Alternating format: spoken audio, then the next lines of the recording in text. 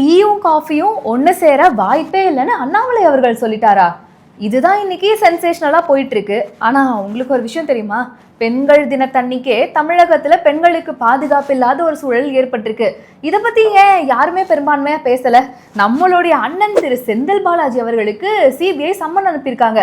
ஆனால் அதுவே நார்த் இந்தியாவில் இருக்கக்கூடிய மீடியாக்கள் சொல்லி தான் இங்கேயே தெரியுதான். இது ஏன் வெளியே வரல அப்படின்னு எக்கச்சக்கமான கேள்விகள் போயிட்டு இருக்கு. ஆக்சுவலா அப்படி என்னதான் நடக்குது? வணக்கம் and welcome to the show day today with me DD. இன்னைக்கு நாட்டில் என்ன நடக்குதுன்னு தெரிஞ்சுக்கலாமா? கடந்த ஒரு வாரத்தில் மட்டும், அதாவது ஒரு வாரம் முழுசா ஒரு 7 நாள்னு வச்சுக்கலாமே, இந்த 7 நாட்கள்ல மட்டும் தமிழகத்தில் நடந்த மிக முக்கியமான விஷயங்கள் அப்படின்னு பார்த்தோம்னா ஒன்று கூட உருப்படியாக நடக்கவே கிடையாது. மக்களினுடைய நிலை மிக மிக மோசமாக்கிட்டே தான் போகுது. நான் முன்னாடி சொன்ன மாதிரி தான், பெண்கள் தினத்தன்னைக்கு கூட பெண்களுக்கு பாதுகாப்பு இல்லாத ஒரு அவல நிலையை திராவிட மாடல் அரசு நமக்கு பரிசா கொடுத்துருக்குறாங்க. நாமக்கல் மாவட்டத்தில் குமாரபாளையம் பகுதியில் பார்த்தோம் அப்படின்னா 7 வயது சிறுமி ரோட்ல விளையாண்டுட்டு இருக்காங்க. அந்த குழந்தைய கடத்திட்டு போய் ஒருத்தன் பாலியல் வன்கொடுமை செஞ்சிருக்கான்.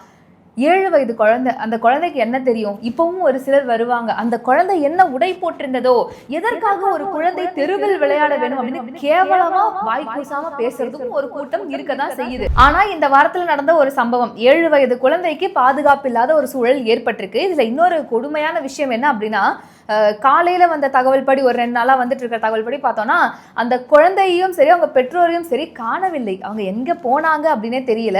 இந்த புகார் குறித்து காவல்துறையினரும் அமைதி காத்துக்கிட்டே வராங்க. என்ன விஷயம்னே தெரியலையே அப்படிங்கிற மாதிரி அங்கே இருக்கிற மக்களுக்கு நடுவில் ஒரு பெரிய சலசலப்பே போய்கிட்டு இருக்கு. இன்னொரு பக்கம் கிருஷ்ணகிரி மாவட்டத்தில் பார்த்தோம் அப்படின்னா, தோட்டத்து வீட்டில் இருக்கிற முதிய தம்பதியினர், ஒருத்தருக்கு 70 வயது, அவருடைய மனைவிக்கு 60 வயது.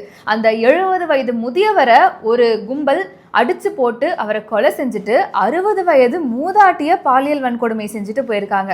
அதாவது தமிழகத்தை எடுத்துக்கிட்டோம் அப்படின்னா 6லிருந்து 60 வரை யாராக இருப்பினும் பெண்கள்னு பேப்பர்ல எழுதி வச்சா கூட அவங்களுக்கு பாதுகாப்பு இல்லை அப்படிங்கிற மாதிரி ஒரு தரமான ஆட்சி தான் இப்போ நடந்துகிட்டு இருக்கு அப்படின்னு சொல்லணும்.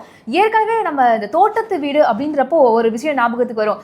இதே மாதிரி ஒரு சீரீஸ் ஒரு போச்சு இல்லையா? தோட்டத்து வீட்டில் இருக்கிற வயதான தம்பதியரை குறி வச்சு கொலை செய்யறாங்க அப்படின்னு கிட்டத்தட்ட ஒரு 7-8 கொலைகள் இந்த மாதிரி நடந்துச்சு அப்படிங்கிறத நம்ம பார்த்தோம். அதுக்கப்புறம் பார்த்தோம்னா ஒரு பர்டிகுலர் கூட்டம் தான் இதை பண்றாங்க அப்படின்ற ஒரு தகவலும் வெளிவந்தது. ஆனா அதுக்கப்புறம் அந்த கேஸ் என்ன ஆச்சு, அந்த 3 பேருக்கு என்ன தண்டனை கிடைச்சது, அதை பத்தி ஏன் யாரும் பேசல அப்படிங்கிற மாதிரி நிறைய கேள்விகள் போய்கிட்டு இருக்கு. இதற்கு நம்மளுடைய பாஜகவினுடைய முன்னாள் மாநில தலைவரான அண்ணாமலை அவர்களா இருக்கட்டும், எதிர்க்கட்சி தலைவரான எடப்பாடி பழனிசாமி அவர்களா இருக்கட்டும், பலரும் குரல் கொடுத்த நிலையிலும் ஊடகங்கள் இதை பத்தி பேசவே கிடையாது. இன்னைக்கு இந்த 2 முக்கியமான சம்பவங்கள் பேச வேண்டிய ஒரு இடத்துல இருக்கு. பட் ஆப்வியஸ்லி மீடியாக்கள் இதை பத்தி பேச மாட்டாங்க. ஆனா இது மட்டும் கிடையாது. மானாமதுரை சம்பவத்துல கைது செய்யப்பட்ட இளைஞர் ஒருத்தர் காவல் நிலையத்திலேயே மரணம் அடைஞ்சிருக்காரு. இதுக்கு என்ன ரீசன் சொல்லி அங்க இருக்கிற மக்கள் எல்லாம் ஒரு பக்கம் போராடிக்கிட்டு இருக்காங்க.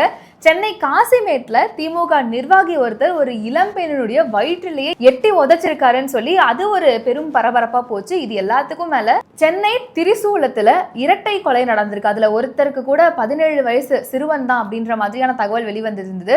சென்னை தமிழ்நாட்டினுடைய கேபிட்டல்னு தெரியும். சென்னையில திரிசூலத்துல இரட்டை கொலை நடந்திருக்கு. அப்படிங்கிறப்போ கொலை, கொள்ளை, பாலியல் வன்கொடுமை, இந்த மாதிரி எல்லா விஷயங்களும், அதாவது சினிமாவில் கேட்ட வார்த்தைகள் எல்லாமே இன்னைக்கு லைவா நடந்துகிட்டு இருக்கு அப்படிங்கிறதா நிதர்சனமான ஒரு உண்மையா இருக்கு. பட் ஸ்டில் இன்னைக்கு ஊடகங்கள்ல நம்ம எந்த ஒரு விஷயத்த அடிக்கடி பார்க்க முடியாது அப்படின்னா, ஏற்கனவே தெரியும் தாவேகா தலைவர் விஜய் அவர்களுடைய பர்சனல் பிரச்சனைகள் எல்லாத்தையும் கிண்டிக்கிட்டு இருக்காங்க. இன்னொரு பக்கம் தாவேகா என்டிஏ கூட்டணியில இணைய போகுதா அப்படிங்கிற மாதிரியான ஒரு தகவல் வந்துகிட்டு இருக்கு. சரி, அப்படியே இணையறாங்க அப்படின்னாலும், ஒருவேளை அப்படி இணையறாங்கன்னா கன்ஃபார்ம் ஆனதுக்கு அப்புறம் அந்த நியூஸ் வெளியே வரதான் போகுது. இல்லைனாலும் அந்த நியூஸ் நமக்கு தெரியதான் போகுது. அதை இவ்வளோ பெரிய டிபேட் ஆக்கணுமா? எவ்வளோ நியூஸ் சேனல்ஸில் போனோம் அப்படின்னாலும் தாவேகா இணைஞ்சிருமோ, தாவேகா என்டிஏ கூட்டணிக்குள்ளே போயிடுமோ, இது மக்களுக்கு ரொம்ப முக்கியமான ஒரு விஷயமா? ஆப்வியஸாக முக்கியம் தான், எலெக்ஷன் நேரத்தில் முக்கியம். பட் ஸ்டில் அவங்க சொல்லும் போது அது தெரிஞ்சா போதும் இல்லையா? இப்படி திட்டமிட்டு தமிழ்நாட்டை புறக்கணிக்கிற என்டிஏ கூட்டணிக்கு எங்க மக்கள் எப்படி வாக்களிப்பாங்க? தமிழ்நாடு கேட்பதையெல்லாம் நோ என்று சொல்லக்கூடிய என்டிஏவுக்கு தமிழ்நாடு நோ தான் சொல்லும். இங்க உங்களுக்கு எப்பவும் நோ என்ட்ரி தான். இவ்வளவு பிரச்சனைகள், சட்ட ஒழுங்கு பிரச்சனைகள் நடந்துகிட்டு இருக்கு. இதை பத்தி டிபேட் பண்றதுக்கு இன்னைக்கு யாருக்குமே வாய் வரல. ஆனா தாவேகா என்டிஏவோட இணைஞ்சிருமா அப்படிங்கிற ஒரு பெரிய கேள்வியை கேட்டிருக்கீங்க.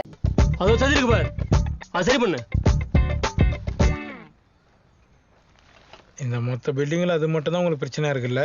திரு அண்ணாமலை அவர்கள் இன்னைக்கு ஒரு பதில சொல்லியிருக்காரு ஒரு பிரஸ் மீட்ல. என்ன அப்படின்னா, காஃபியும் டீயும் என்னைக்குமே ஒண்ணு சேராது அப்படிங்கிற மாதிரி சொல்லியிருக்காரு. சோ தாவேகா வந்து என்டிஏ கூட்டணியில இணையறதுக்கான வாய்ப்புகள் இல்ல அப்படிங்கிறது தான் ஊர்ஜிதப்படுத்துற மாதிரி இவர் பேசியிருக்காரோ அப்படிங்கிற மாதிரி நிறைய ஸ்பெகுலேஷன்ஸ் எல்லாம் போயிட்டு இருக்கு. போக போக என்ன உண்மை நிலவரம் அப்படிங்கிறது நமக்கே தெரிய வரும். பொறுத்திருந்து பார்க்கலாம். அதிகாரப்பூர்வமாக அது போன்ற பேச்சுவார்த்தை எதுவும் இல்லை என்று தொடர்ந்து சொல்லிக் கொண்டிருக்கின்றார்கள். என்னை பொறுத்தவரை ஒரு டீயும் காஃபியும் எப்பொழுதும் கலக்காது என்று சொல்லிக் கொண்டிருக்கின்றேன். காரணம், சித்தாந்தங்கள் வேறு. ஆனா இன்னைக்கு ஊடக நண்பர்கள் உங்களுடைய ஊகத்துல தான் பல இடத்துல எழுதுறீங்க. அதனால் நாங்கள் இன்னைக்கு வலிமையா இருக்கிறோம். தேசிய ஜனநாயக கூட்டணி, அனைத்து இந்திய அண்ணா திராவிட முன்னேற்ற கழகம் தலைமையிலான தேசிய ஜனநாயக கூட்டணி, இன்னைக்கு எங்களுடைய கூட்டணி வலுவாக இருக்கிறது. தேர்தலை சந்திப்பதற்கு தயாராக இருக்கின்றோம்.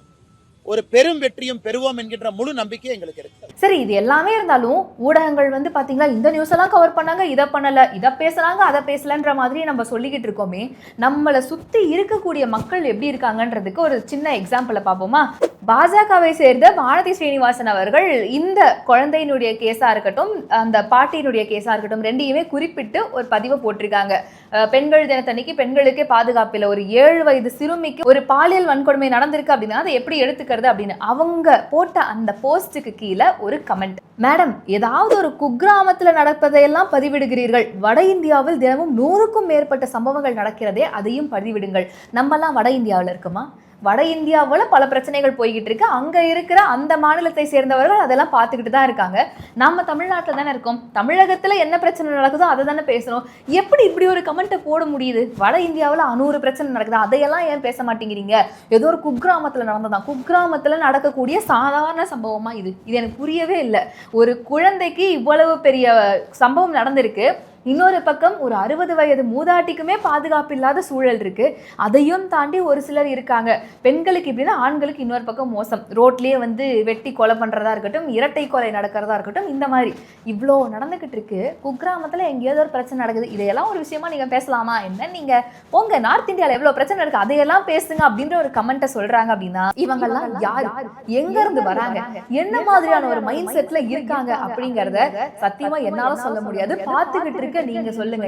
இங்கேரியா என்ன ஏதாவது ஒரு பாசிட்டிவா பேசணும்னு பார்த்தா தர்தினியம் பிடிச்ச மாதிரி பேசிட்டு இருக்கேன். இங்க பாருங்க, இந்த கமெண்ட் கூட நான் உங்களுக்கு இதுல காட்டுறேன். சோ இந்த ஸ்கிரீன்ல இருக்கிற இந்த கமெண்ட்டை பார்த்துட்டு இவருக்கு நீங்க என்ன பதில் சொல்லணும்னு நினைக்கிறீங்க? இவர் மாதிரி இன்னும் ஒரு சிலர் கண்டிப்பா இருக்க தான் செய்வாங்க.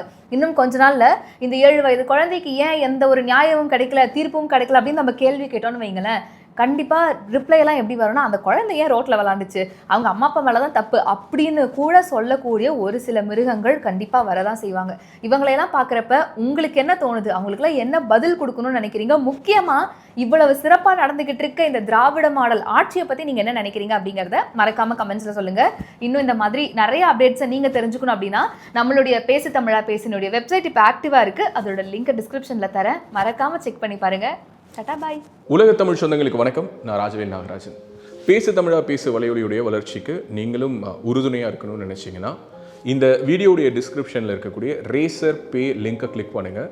அந்த லிங்க்கில் போயிட்டு உங்களுக்கு விருப்பமான தொகையை பேசு தமிழா பேசுவனுடைய வளர்ச்சிக்கு உங்களுடைய பங்களிப்பாக நீங்கள் கொடுக்கலாம். நன்றி, வணக்கம்.